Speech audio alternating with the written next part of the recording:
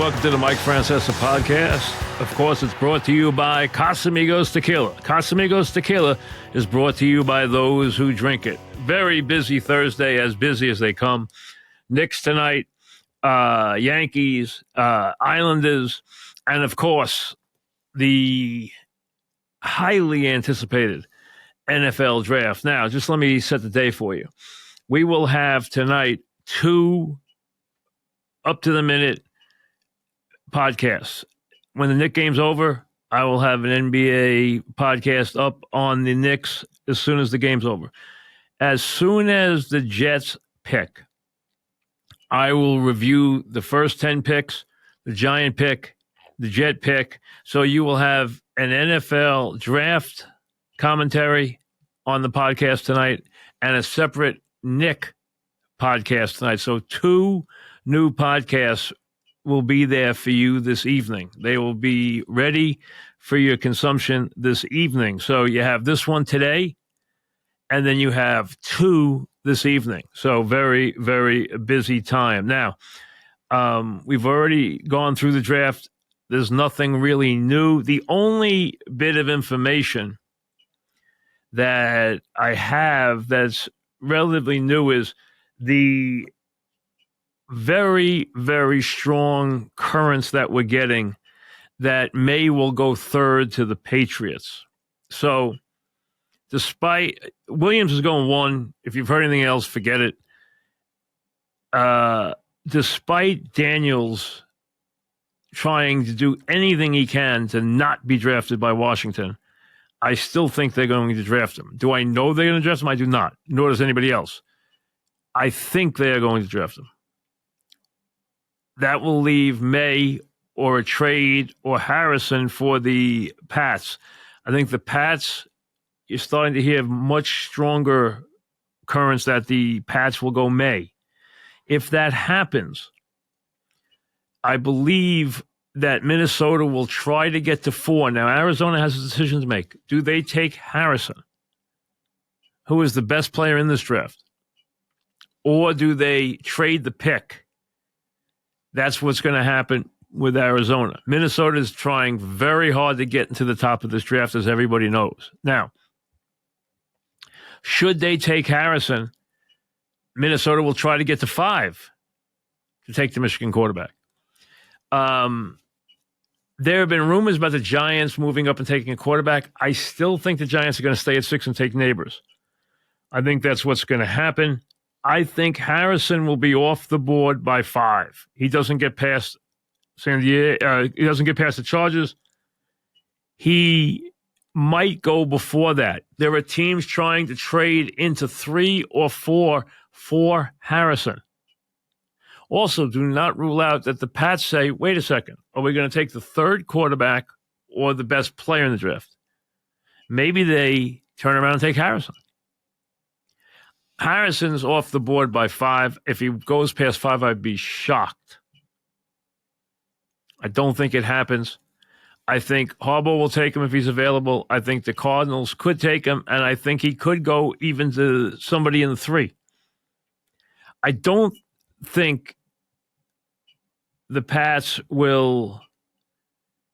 I think they'll either take a quarterback or trade the pick, but I don't know that because Harrison is an extremely valuable commodity. So we'll see. I think he will go very early. And like I said, I think the first 5 picks will be the 4 quarterbacks and Harrison. And then the Giants take Neighbors. Tennessee takes all. What does Atlanta do? Do they take Dunze because he's there, or do they take the first defensive player in the draft, the edge rusher? We'll wait and see on that. Then the Bears, then the Jets, and the Jets will be faced with offensive line and Bowers. Offensive tackle or Bowers. That's what the Jets have to decide. I would prefer to tackle. I think they're going to take the tight end. If Alt's there and they don't take him, they made a huge mistake. I don't think Alt will be there, though. I think he'll be off the board. Now, Game 3 this evening with the Knicks. Okay? It has been a very interesting first 2 games of the series. Before it started, I told you I thought it would be a 7-game series.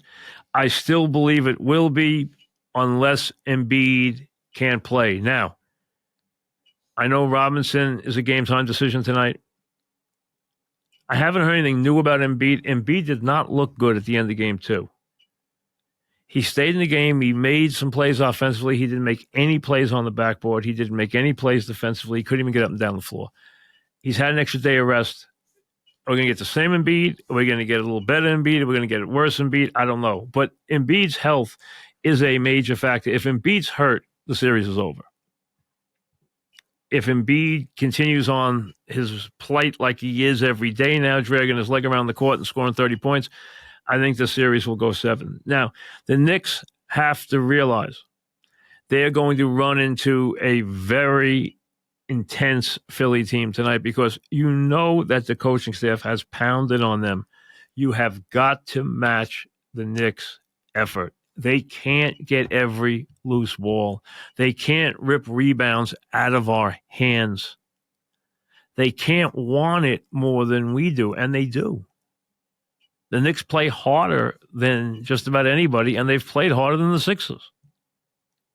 The Sixers have had the 2 best players on the floor, but they have not played as hard up and down the lineup. Now, you look at a couple of things here. I look at it like this. First 2 games, all Hart, big Hart. Big Hart is Hartenstein. Hartenstein's game 2 was tremendous. 30 minutes, 14 points, 7 of 8 from the floor, big baskets, 8 rebounds, including the offensive rebound that was the game winner. 4 assists, 3 blocks, played brilliantly. Really was sensational. And all Hart, if I have to tell you who he is, I don't know what you're watching. He has been unbelievable. Hart played 48 minutes in game 2. Played 41 minutes in game 1. He played 48 minutes in game 2. He was 22 and 13 in game 1. He was 21 and 15 in game 2. Most of it in the first half, yes. But, 21 and a half points and 14 rebounds a game in this series, that's a lot for Hart to do every game. He is incredibly important in this series, and the Knicks need him to put forth that kind of effort every night. Brunson is 16 for 55 in the 2 games. That's 29% on massive volume. 26 shots game 1, 29 shots game 2. He has not looked comfortable. He has not gotten easy shots. They have driven him crazy in the first 2 games, and I don't see why it would change. They have the right personnel, from Oubre to Batum to Harris to Maxey. They have a bunch of guys who can harass him. They can play bigger than him. They can double team him. And if they continue to drive him crazy, it's going to be a big factor. It already has been a big factor. The Knicks shot 45% in game 1 from 3. They shot 33% from 3 in game 2. That will not cut it. Because what's going to change here is this. And it's something you've heard me preach often.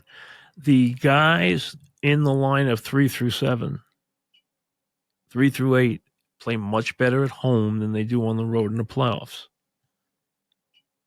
They've gotten nothing out of Hield in this first 2 games. He's had no points in the first game, 2 points in the second game. That guy's capable of going out and hitting 6 threes. Do not be surprised you see him hit his first tonight and then all of a sudden go off. Batum had a 3-point game and a 6-point game. In the play-in game against Miami, he had a 20-point game. Again, could go off. And then Harris. We know Harris is the whipping boy. We know he's been a huge disappointment, but he is capable of going out and having a 20-point night. So Hield, Batum, Harris, you got to watch those guys tonight because they'll score. And the one of them that rings the bell early with a 3 and then hits the second 3, good night, he's off to the races. And that's going to happen in their building. they're not going to need as many points from Maxey and Embiid as they've needed on the road, because on the road your 1 and 2 have to show up, and that's what the Knicks have to worry about now: is can they count on their 1 to come up with a big night? If he doesn't, they got to get it from a lot of different places. You're telling me that McBride's going to keep doing what he's done? Is Bogdanovich going to make the 3? Hart, Dante was 4 for 8 from 3, including the game winner in the last one. Hart's knocked down some threes in game 1. McBride has given them big minutes. But when you're on the road, it's a little different. And it will be very interesting. I expect, and I'm sure the Knicks expect, Philly to come out wild tonight. The crowd will be wild. They'll be wild. If the Knicks can stave that off or get off to a good start and put Philly on, really put them on the run here and get a lead, or just withstand that initial surge, they could be all right. But they are going to need Brunson scoring. He has got to get more consistently into the flow of this game. And they cannot have him shooting 29% the whole series. It's going to be a very tough series to win if he's going to shoot 29%.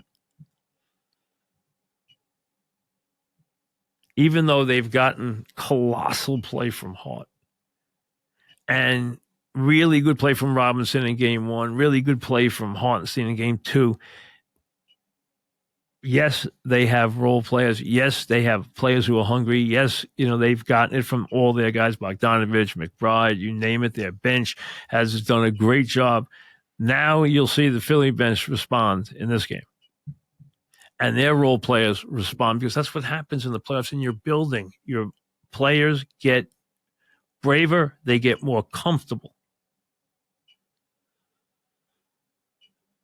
If I'm the Knicks, I want to run for 2 reasons. One, I need those easy baskets. Hart with an energy basket. The drive, the length of the floor. Hart taking the rebound down and going the length of the floor and trying to lay it in is one of the more successful players in the league doing that. There's only a couple of guys in the league who take it off one. LeBron does that all the time, but Hart does it a lot. Those I call energy baskets. Philly did a much better job of balancing the floor in game 2 than they did in game 1 when they got hurt with the fast break. They didn't get hurt. Philly didn't get hurt until late on the offensive glass in game 2, but it was an offensive rebound off the missed 3, which wound up Hartenstein gets the rebound. Great rebound. Hits OG. OG hits Dante. Dante makes the 3. Their offensive rebounding is something Philly has got to combat, especially in big moments of the game. Now, the problem is they're playing Embiid, and Embiid gave them no rebounds in the second half. He didn't try to jump. He couldn't jump. So his leg is a big factor. Listen, when you're down 2-0 in the series, you haven't played a home game yet. The old adage, you're not out of a series or in trouble in a series until you lose a home game. The Knicks held serve. Now Philly tries to hold serve, but Philly has to win tonight. There's no ifs, ands, or buts. They have to win this game. So it's a must win. Matter of fact, in my mind, the next 2 are must wins for Philly. Have to have both of them. They don't, the series probably closes in 5. So they have to have both. Knicks right now playing with house money. They don't have to get a game in Philly. They'd love to get a game in Philly. They don't have to. But if they go back to New York, where Philly was in both games start to finish, if they go back to New York and Brunson still hasn't figured this out, and it's still bad for him, and you're wondering about the second scorer, and you're still now wondering about the lead scorer, and it's 2-2 this series, you're going to be very, very concerned. So if there's one thing the Knicks could take out of this game, even if they lose it tonight, is establishing that Brunson can get comfortable scoring moments in this game where he is in the flow and he is causing a lot of trouble for the defense. So far, he's done none of that in the first 2 games. And it is very hard to win a 7-game series when your number one player is not playing well. That is very, very hard to do because you go into the playoffs thinking, my 1 and 2 have got to establish who they are. Otherwise, I can't win. And the Knicks have gotten so much effort from so many other guys, from their bench, from Hart. I mean, Hart's giving them 22 points, 21.5 a game. You're talking about going a mile over his scoring average, 21.5 and 14 boards per game. It's going to be hard for him to keep up those numbers. And you look, and they needed every bit. They needed everything to break right and Philly to mess up 3 or 4 times for them to win game 2. And that was with some moments, okay? That was with some guys doing some good things in that game. That was with guys coming through and doing some good things. It wasn't like they, weren't getting performances. They still, though, have to compensate for their star going 8 for 29. Hart gives them those big, he gives them 21 and 15. They get 19 out of Dante on just 10 shots. He goes 4 from 8 from 3. He goes 5 for 5 from the foul line. See, that's one thing Brunson did in game 2. He got to the foul line 9 times. Made 7. They get 14 from Hartenstein. They get double digits from OG. They get McBride wasn't as good in this game. He didn't hit from 3. He was 4 for 11, 0 for 3 from 3, but he still gave them some big points, including that huge rebound where he tore the ball away from Maxey in what was just a show of strength. And the 2 threes Bogdanovich hit early in that fourth quarter were big trays. So they've gotten moments from a lot of different people. That's why they're 2-0. Both games were a struggle. The second game, obviously, a miracle for them to come back and win it. We should be sitting here right now and talking about 1-1 and what are the Knicks going to do. Instead, it's 2-0, and that takes a lot of the pressure off. That's one thing the Knicks didn't pack for Philly this time. Pressure. If they were 1-1, the pressure would have been carried down in a huge crate. There's none of that because they're 2-0. The worst they're coming home is 2-2. Sure, they want to get one and try and end it in 5. Absolutely, that's the idea. But they're not facing what they would have faced if they hadn't gotten a miracle. And let's be honest, we know that the NBA talked about the 2 fouls that were committed against Maxey and the fact that they should have recognized a timeout. But here's the deal. That timeout has to be rote. When they hit the 3, it's automatic. If you have a timeout, it's timeout. Move the ball up the court. Why are you inbounding it underneath your basket if you don't have to? That was such a blatant mistake. Forget what happened on the inbounds. They were quick, trying to make a quick move with the inbounds. All right. Yes, Brunson grabbed him by the jersey. Yes, he got knocked down, but they shouldn't even have been inbounding the ball there. It made no sense. This is a championship coach and a veteran team. What are they doing? Automatic. How many times have you seen in the NBA a ball goes through the basket? Timeout. Inbound the ball in the front court. You don't ever want to inbound the ball in the last seconds underneath your basket if you don't have to. Because of what can happen right there, as you just saw. You don't get a call. You don't get recognized for the timeout. And they mess up the play. They're too quick. Maxey moves before he thinks. We know how good he's been in these two games. He's been unstoppable in these two games from an offensive standpoint, but he's also made some really rambunctious and really plays that were just out of control. He came up court with the ball and the lead, and he couldn't wait to go to the basket. He dribbled the ball off his foot out of bounds.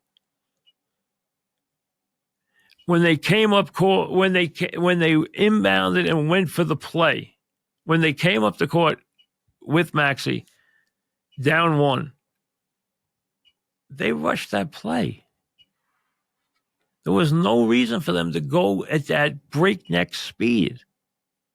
And then the last play of the game, Knicks choose not to foul, and it was just a disjointed play.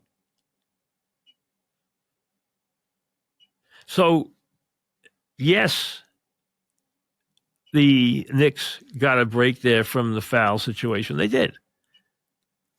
But the Knicks took advantage of that break, and Philly had plenty of opportunities to be smart there. Smart with the basketball, get the timeout. Smart and patient and just doing it the right way. Instead, they were like their hair was on fire. And that's how it came off. I mean, Maxey is out of control while being a lethal force offensively. I mean, he goes to the basket and scores at will. They can't stop him. I mean, he's electrifying going to the basket. And he's got range on his jump shot. But their lack of poise and lack of smarts at the end of that game cost them as much as the bad call, if not more. And the Knicks did what you're supposed to do. Take advantage of an opportunity that goes your way and make it stick. They miss the shot. They get the offensive rebound. They make the extra pass. They hit the open man. He knocks down a tray, and away we go.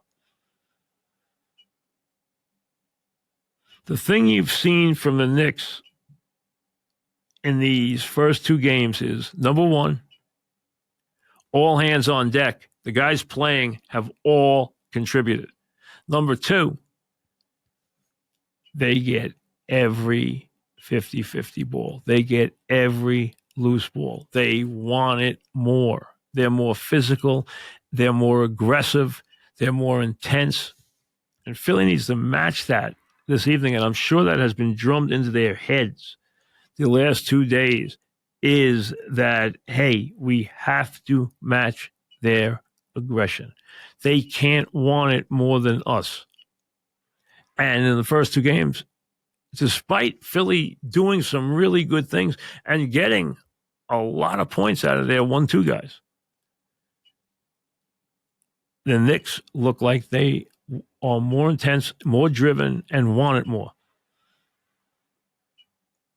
Watch early tonight. First loose ball, watch that there'll be 3 Sixers on the ground. That's my prediction. They will be very hungry off the bat tonight. But that's the Knicks' temperament. It's not the Sixers' temperament. So it's going to be short-lived, that part of it.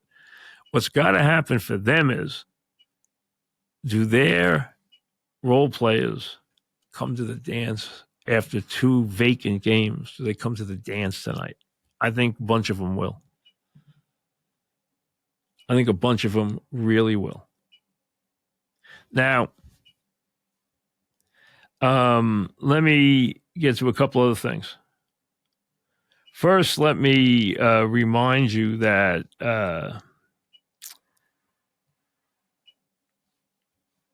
NBA playoffs parlay insurance. Now, Bet Rivers offers so close parlay insurance during the NBA playoffs. So, place a parlay of 4 or more legs on an NBA playoff game each day. You get part of your stake back in bonus bets if you're exactly 1 leg short of hitting your parlay. So let's say you come close and each of that. The one guy you had scoring over 17.5 didn't get there. He scored 15. The insurance will take care of that. The insurance is valid on your first NBA parlay of the day. See the Bet Rivers app for more details and see how much stake back you're eligible for. Hey, you like getting stuff back. You like getting the things covered. So check it out. Go to the Bet Rivers app and get all the details and get some parlay insurance on those same game parlays that everybody loves so much. Those have become all the rage, those same game parlays. Now,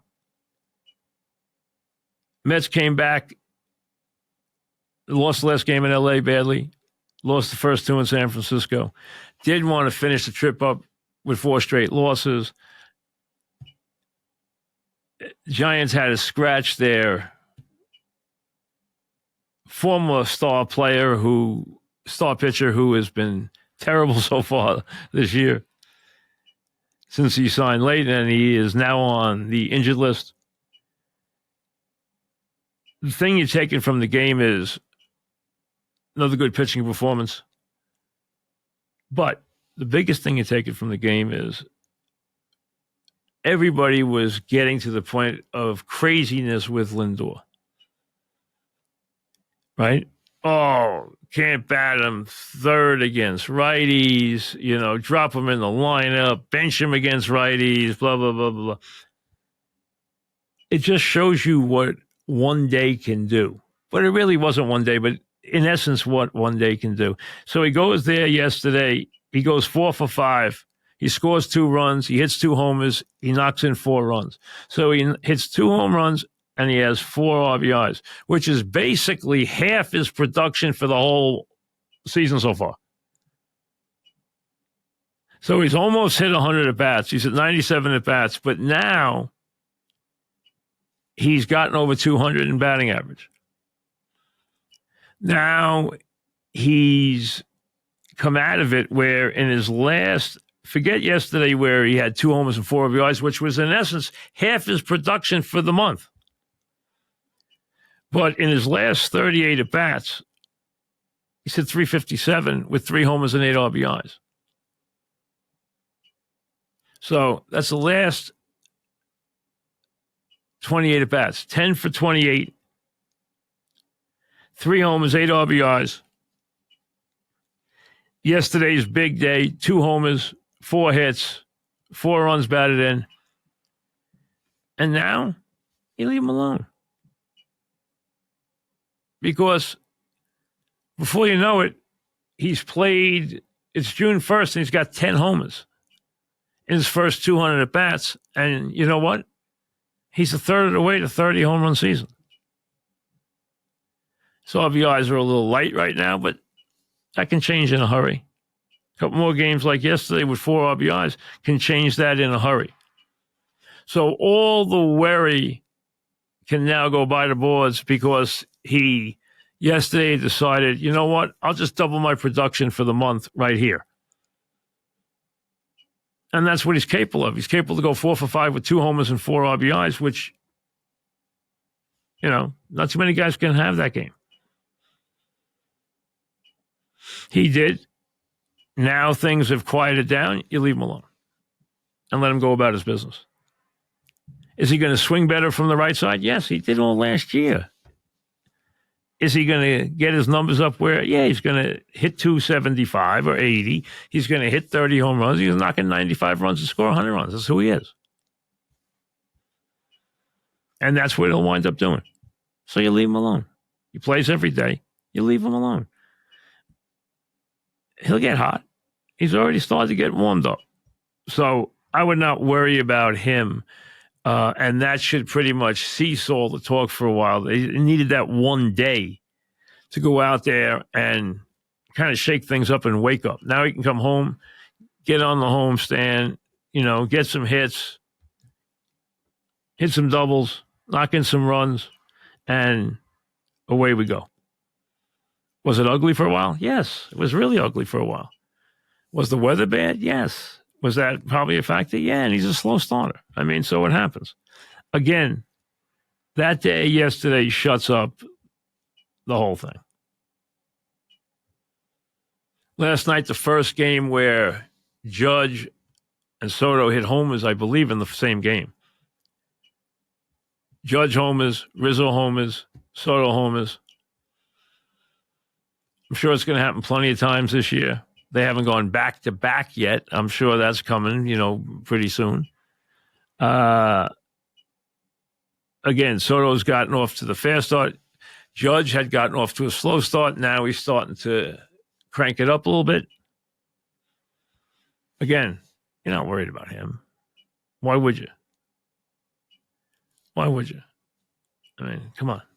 So, again, they have some issues with depth and with some of the guys like LeMahieu being re-injured right now.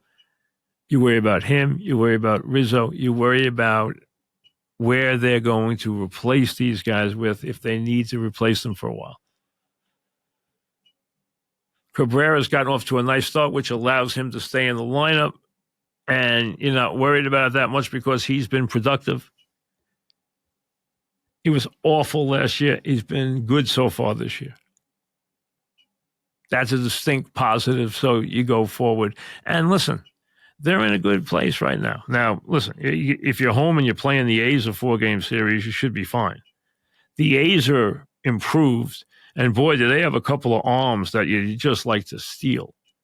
They have a couple of arms that you would just love to be able to go pirate off that team because, man, they got, including that reliever, Mason Miller. Wow, can he throw?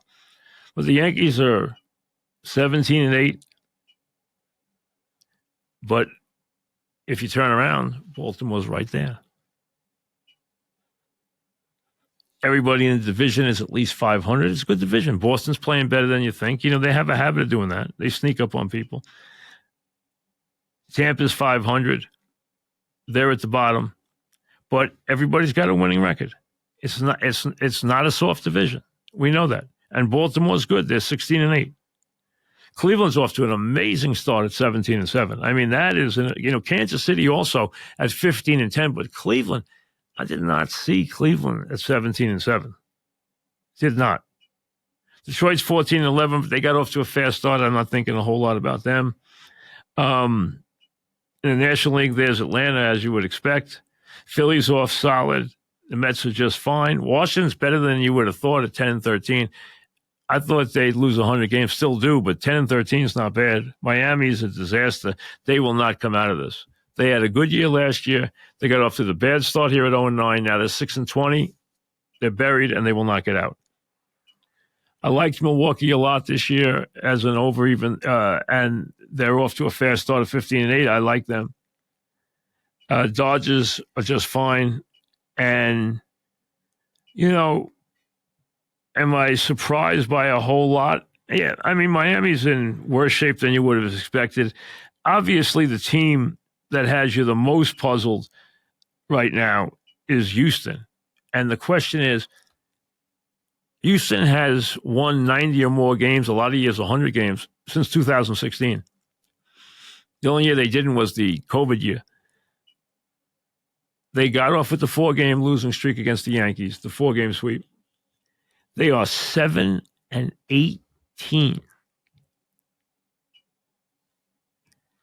At what point are you really concerned? Now, I'm sure they're concerned now because they're playing, 28% baseball. But when do you look at it and say, hey, they're not going to playoffs this year? You ready to say it now? No. I'm going to give them another month. See, 7-18 it's going to take you now to the All-Star break to have a decent record. You chip away, you play a couple games over 500 in the next month to kind of get right the ship. They're not going to turn around and go, 22-10 over a 32-game stretch. I mean, that's too much to ask, but do they chip away? They have not started back from this yet. They have kept reeling. The Yankees punished them in games that could have gone either way. Come from behind wins, wild ninth innings, Soto throwing a guy out the plate. The Sunday where they hit balls that just were an inch foul or just didn't get out of the park, or, great plays were made on them. And now they find themselves. But here's the thing. They're minus 34 runs. Minus 34 runs. That's playing like a bad team. That's playing like a really bad team. Now, what's a disaster runs? Well, look at the White Sox. They're 3-21. You knew they were going to have a bad year. They're going to have a crazy bad year. They're minus 82 runs so far. So they aren't just losing. They're getting the heck beat out of them. But so are the Astros on too many nights. Not only losing close games, they're losing big. They're not scoring.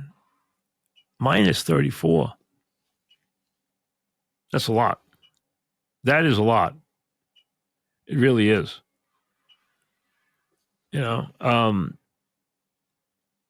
You expect it to be under 500, minus 20 or so, but 34 for a team like them is a lot.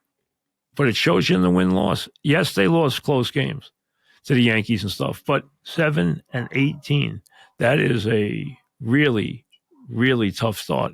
And it's going to take them a while now to get out of this. The question is, what is their mentality in this whole thing? Do they think that they've reached the end of the line with the cycle? They've been on top for so long. They have been an incredibly consistent juggernaut for years. Is that run over? That's the question they have to ask themselves right now. Emails when we come back. I'm smiling because my horse partner, Lee Einslater, is showing me pictures of him out in Reynolds Channel, catching striped bass right now. And it's a cold day today. It's cold. It was like 39 this morning. It's chilly all day today. And how cold it is on the water. He loves to fish, and he's out there, and he's holding up, he sends me a picture of this big striped bass he caught in Reynolds Channel. And it's funny. Reynolds Channel, and we named the horse Reynolds Channel. And that's where he is fishing right now. And we have, he fished it his whole life. I grew up because Reynolds Channel is the body of water that makes the Long Beach area a barrier island. Long Beach, as you probably know, is surrounded by water. There's a barrier island down there. And at one end is Point Lookout. Then you have Lido. Then you have Long Beach City proper. Then you have East Atlantic Beach, and Silver Point.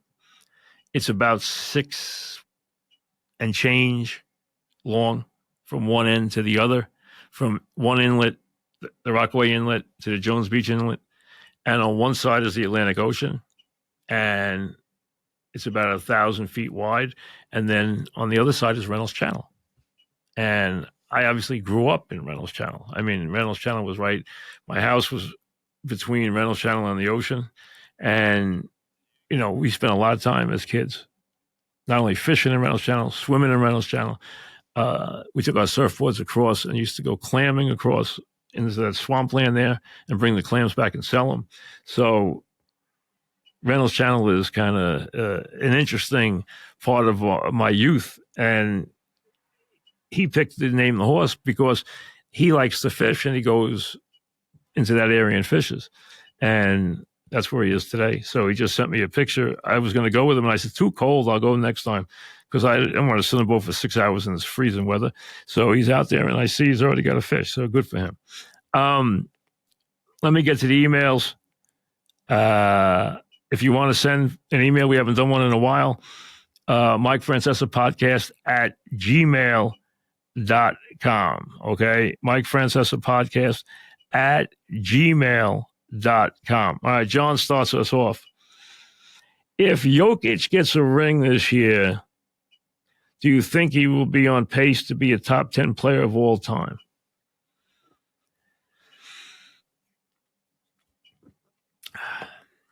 I got to think about who he's going to bump, John. But Jokic is he's an artist. He is a great basketball player. A unique player. He reminds me of a little bit of Bill Walton. Now, he doesn't have Bill Walton's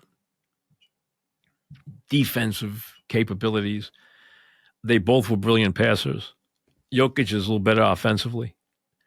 But his ability and what he can do on the basketball floor to get his shot, to score with consistency, to make the passes that he makes. When you talk about top 10 players, think about what you're talking about. At the top of that list, you have, in no particular order, you have Jordan and you have LeBron. You have Russell and Wilt and Kareem Abdul-Jabbar. And you already have 5 spots gone. Then you think about the likes of Magic Johnson, Larry Bird, Keem Olajuwon, Tim Duncan. Go down the list. I mean, you get to 10 really fast. Jerry West, Oscar Robertson. I mean, it's hard to squeeze 10. It's very hard. Kobe Bryant, etc. So getting into that top 10 is such rarefied air historically. But is he good enough to be considered in that area? Yes, he is. Dave, after what happened a few days ago, do you think umpires have it out for Boone? No, I thought that was a weird situation. Listen, the umpire, he screwed up. I mean, he's got a rep as a solid umpire. He's from an umpiring family. I saw the replay of it. I didn't see it live. All right. Did he have a little rabbit ears there? Yes. Do you know the expression rabbit ears? Is an expression players use either for a player or an umpire who hears the bench jockeying. All right, you say he has rabbit ears, rabbit, like a rabbit, big ears, and he has everything. So in the old days, there was a lot of bench jockeying went on. Not so much, I don't think, anymore. Players are different now. Player association's different, the whole thing. It used to be big. You had guys who were great, leather lung guys who were great bench jockeys in the old days. And he, clearly the guy behind the bench, the guy sitting in the first couple of seats there, he screamed at the umpire. He thought it was Boone. He threw him out. When Boone went up and said, I didn't say anything, he said, I don't care who said it, you're out anyway. That was nonsense, okay? He should be reprimanded. I actually think he should be sat down for a couple of days because it was outrageous what he did. You can't be that wrong. Okay, Boone didn't do anything. How can you throw him out of the game? We didn't say anything. He should have at least, we can check everything on videotape. Why can't you check that on videotape? So use your common sense. Now, he didn't. He should be reprimanded for that, no question. But I think too much has been made of it. It's it's kind of funny, but if it happened in a really big spot in a playoff game or something like that, there'd be serious repercussions. But Boone has he gets hot. he gets hot. Some guys get thrown out. Some guys don't get thrown out. Some guys have reputations for getting on umpires. Some guys don't. Boone's, I'd say,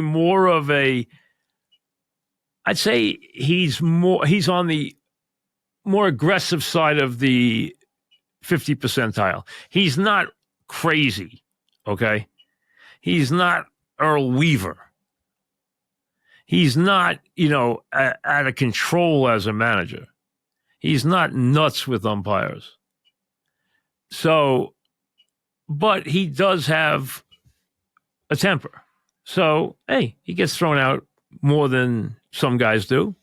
But I don't think they have it in for him, and I just think he heard something and he thought it was Boone, and he hooked and he threw him. But he shouldn't have. And he should be reprimanded for it. But I think it's gotten way. It's just a peculiar play, but he should be reprimanded for it because it was that outrageous. Kelly, why wouldn't the Giants take Alt at 6, given all the offensive line questions they have had through the years? Well, they already have what they think is a premier player at that position. So they aren't going to use that pick on a tackle, and they've already done that.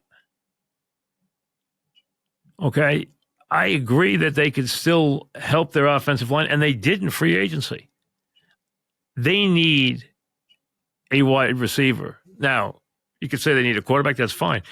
They're not going to find him at 6. They need a wide receiver, and they think they can get a game breaker at 6. That's why you take them. They aren't as needy on the offensive line as the Jets are. Plus, they are not in the unique situation like the Jets are, dealing with an aging legend who needs to be protected at all costs. Kevin, OG is a great defender, but he's not quick enough to guard Maxey. Shouldn't somebody else guard him? I think we will see some adjustments there on Maxey. OG can pretty much guard anybody. Maxey is a very tough cover. Very tough. And if he's going to be given a green light where he can take as many shots as he wants, which is pretty much what's gone on here, he's going to score his points. You want to make him turn the ball over. You want to make him miss shots.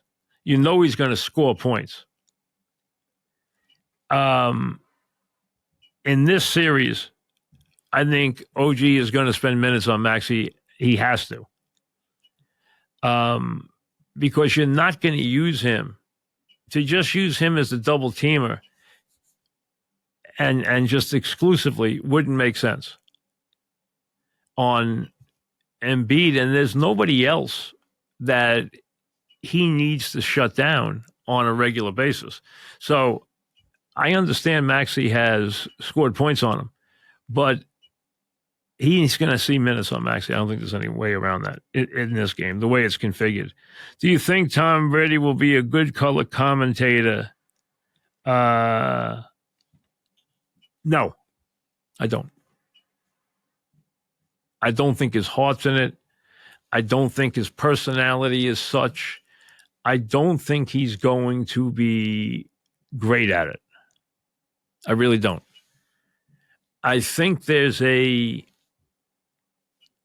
unique quality that you have to bring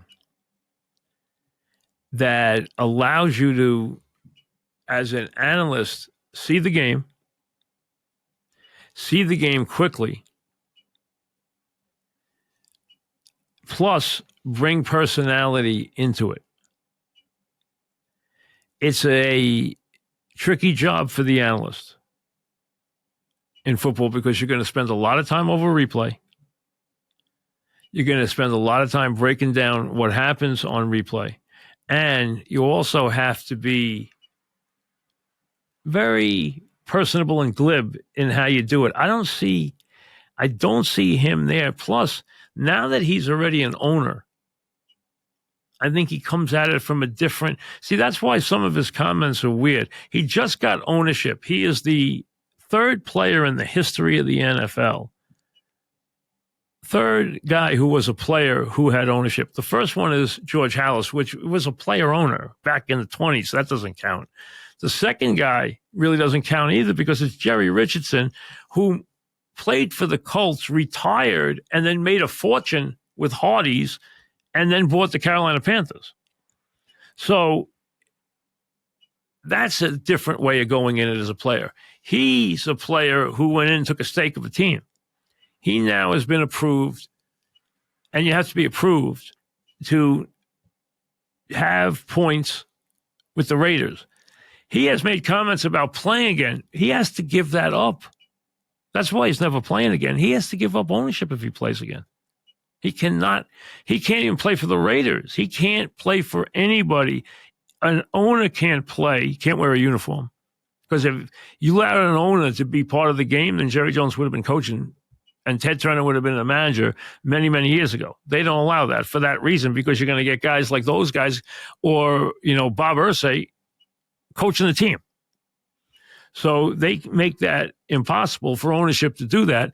And he now is an owner, a recognized owner, part owner, small part, but he has points in the Raiders. He is the first NFL player in modern times, and really, if you look at it in conventional terms, he's the first player to be able to do this. So I think that will impact him as a broadcaster. I think that will impact him in any thoughts of playing again, which I think are ridiculous. But to answer the question, I don't think he's going to be great at it. I really don't. I don't think he has that personality. I just don't see it happening. There's certain guys who are good. Now, Peyton would have been really good as an analyst, but he's better just being Peyton because he is, in his own right, a TV personality. He's great on TV. He's great in commercials. He's good in whatever he does. He'd be fine as an analyst, but I think he's better just being himself and knowing when he's there, it's about him. It's not about the game. With the analyst, it's got to still be about the game. It's funny, Romo changed things,